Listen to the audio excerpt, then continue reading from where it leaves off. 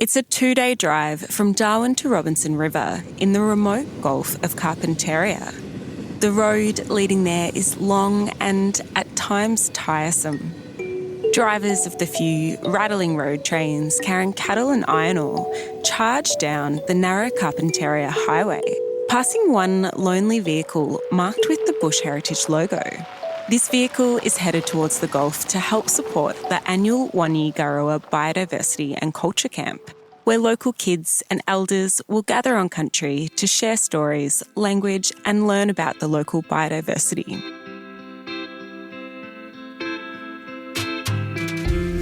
This is Big Sky Country, a podcast by Bush Heritage Australia.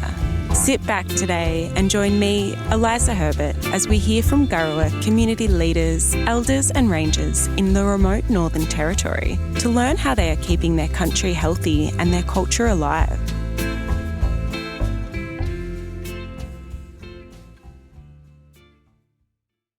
This here is Elder Uncle Jack Green and Elder Aunty Nancy McDinny. My name is Jack Green, and I'm also a cultural advisor for Borroloola-Barkly region, and I'm a Garawa man, and this is part of my country.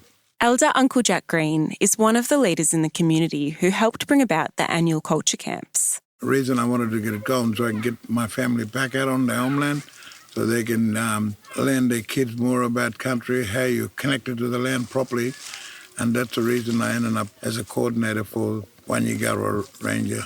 We want to carry on our knowledge that we've been given from our family, elders in the past, and we want to pass that on to younger people to understand more how they're connected to the land. Hello, my name is Nancy McDinny, and I'm a Garawa lady, but I'm from the western Garawa, from Wadawada, Milibundura, Wawinja and Maringul. That's where I'm from, but all my father, they speak Garawa, so I learned from them.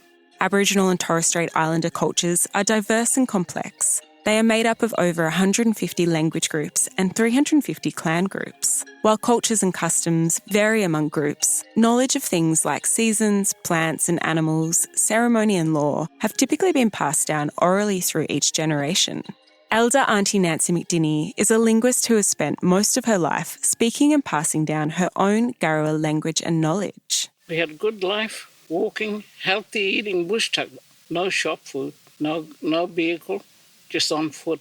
The welfare came in 1960, 64, 3, picked us up at Robinson down here, old settlement used to down here, we call it Dangana. I've lost it a little bit, that language, but I had to go back and learn again when I go back for holidays, sitting there with my dad and my grandmother, my mother's mother, and my grandfather is a Garawa, my dad, uncle, used to speak to me in Garawa. So I started learning very strongly again. And now today I can speak language from my father's language and my mother's language when I go to Ireland. But because it's Garawa country, we have to speak Garawa to the children here. And his camp was really lovely and beautiful, you know. Kids was enjoying themselves. Catfish. Catfish is good one, and wagujiri. It was good, so we always be there with them kids and speak, you know, like call the name of different animals in our Garawa language. Yep, that's it. Did you all want to have a look too? Waraji.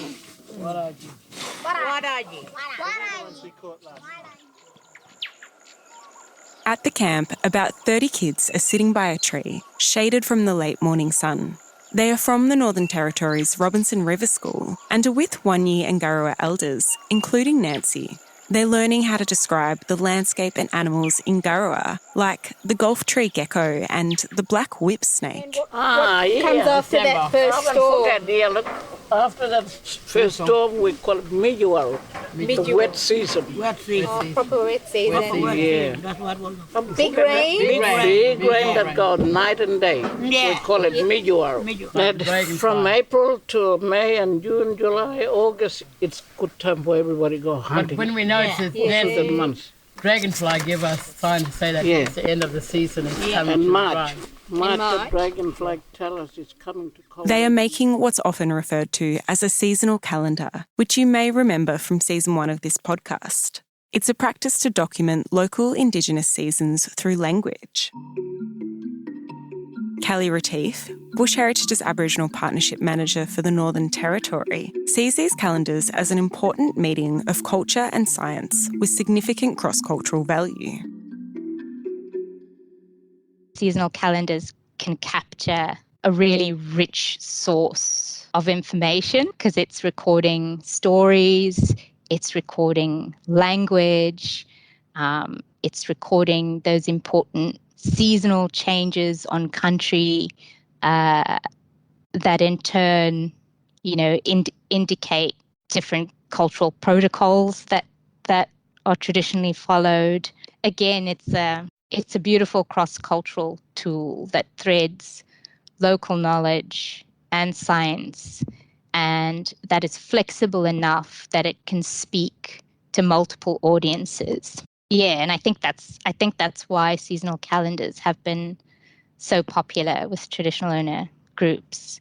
Creating seasonal calendars and mapping the rich knowledge that goes into them is just one of the things done during the camps. Terry Mahney has been working with Aboriginal and Torres Strait Islander communities for over 30 years and runs many of the activities and workshops alongside Callie. My name's Terry Mahney. I'm an ecologist and I work for myself in a business called Ground Up Planning and Ecology Support along with my partner.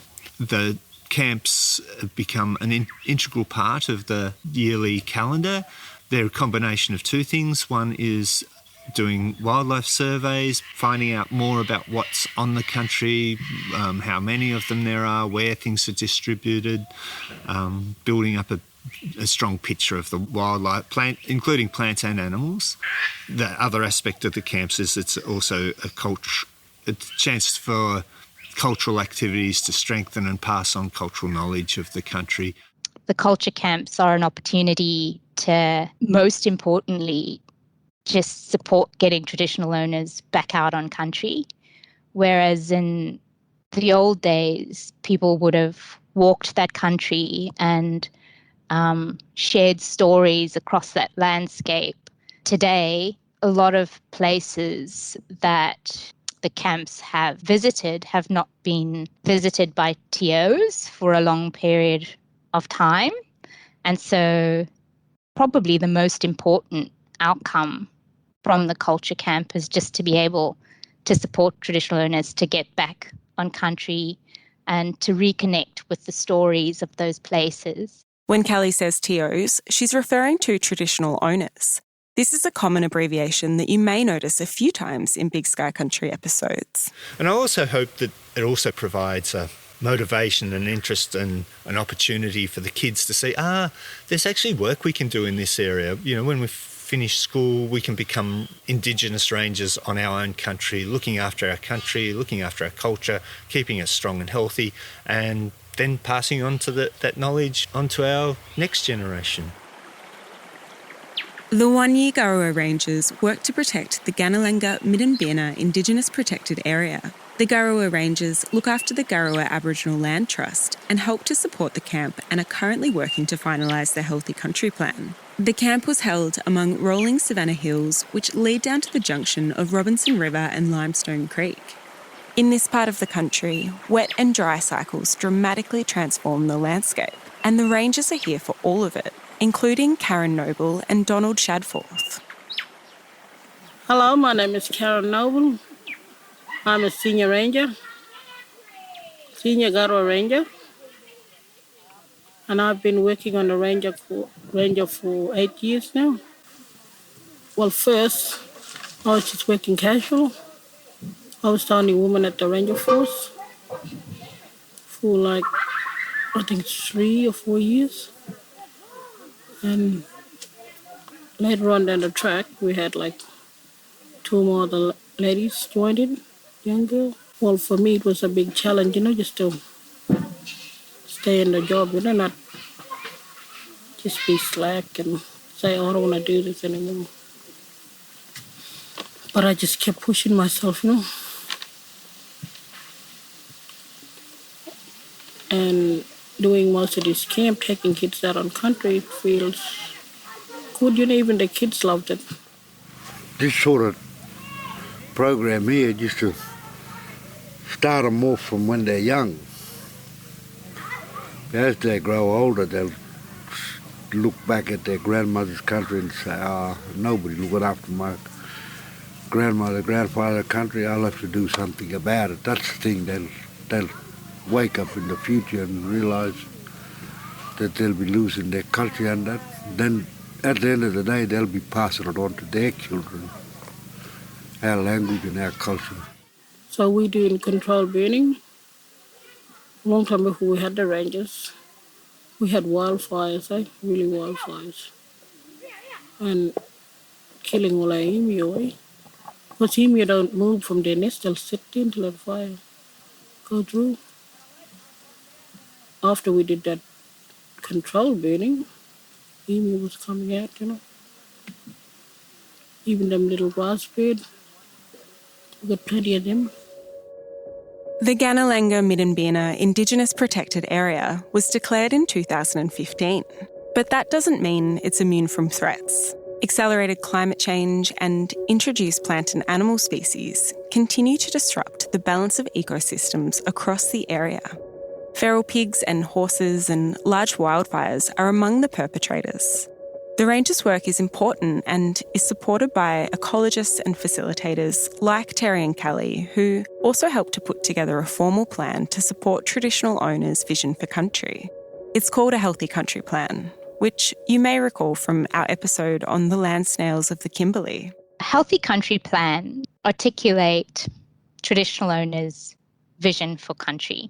They're essentially a management plan, and like other management plans, they contain targets for what healthy country should look like and should be. For example, they contain strategies and activities or actions that need to be implemented in order to breathe life into traditional owners' vision for country. But I think the most important thing about healthy country plans is the actual process of developing the plan itself, because it's about supporting on-country, clan-based consultation, talking with the right people who have the cultural authority to speak for country, and ensuring that in developing this vision for country that it's being developed from the ground up, and that the vision is being captured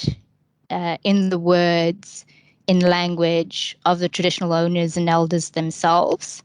As Garawa Tivos are at the final stages of completing their Healthy Country Plan, it will now be about how to implement that plan going forward, and how to ensure that pathway towards developing good partnerships is once again, Aboriginal-led, making sure that the relationships with other stakeholders are negotiated upfront, and that, as Bush Heritage has done, that we've played a supporting and enabling role in helping TOs implement their vision for country. Night falls on the camp after 5 days of learning and connecting on country.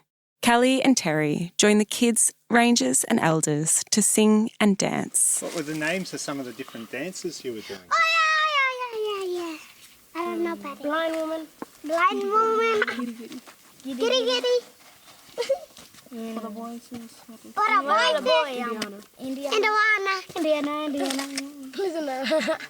Indiana. So we went dancing and swimming and dancing and painting and doing basket. And we like making spears as well too. We should stay for another night. It's good here. Fresh breeze too. We really loved when we was kids dancing and learning at the same time how to sing. So this is why we like to have this camp to bringing kids out and singing for them, dancing and teaching them to sing, to carry on with the songs and dance. We don't want our language to get lost.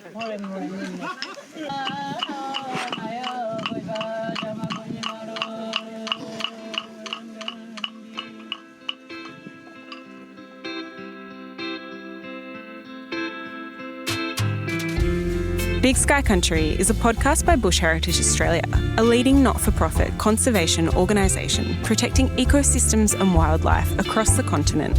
We acknowledge the traditional owners of the land on which this episode was produced and recorded, and recognise and respect their enduring relationship with their lands and waters. We pay our respects to elders past and present and any traditional owners listening today.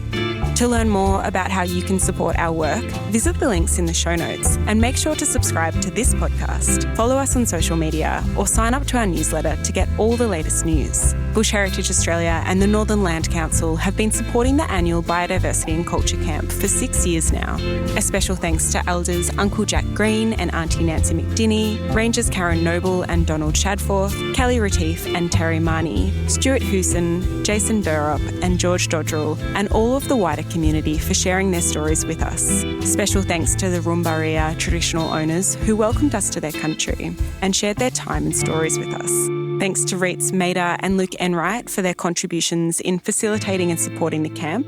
This episode was produced by Will Sacre and myself, Eliza Herbert. Theme music is Invertebrate City by the Orb Weavers, and audio was mixed and mastered by Mitch Ansell.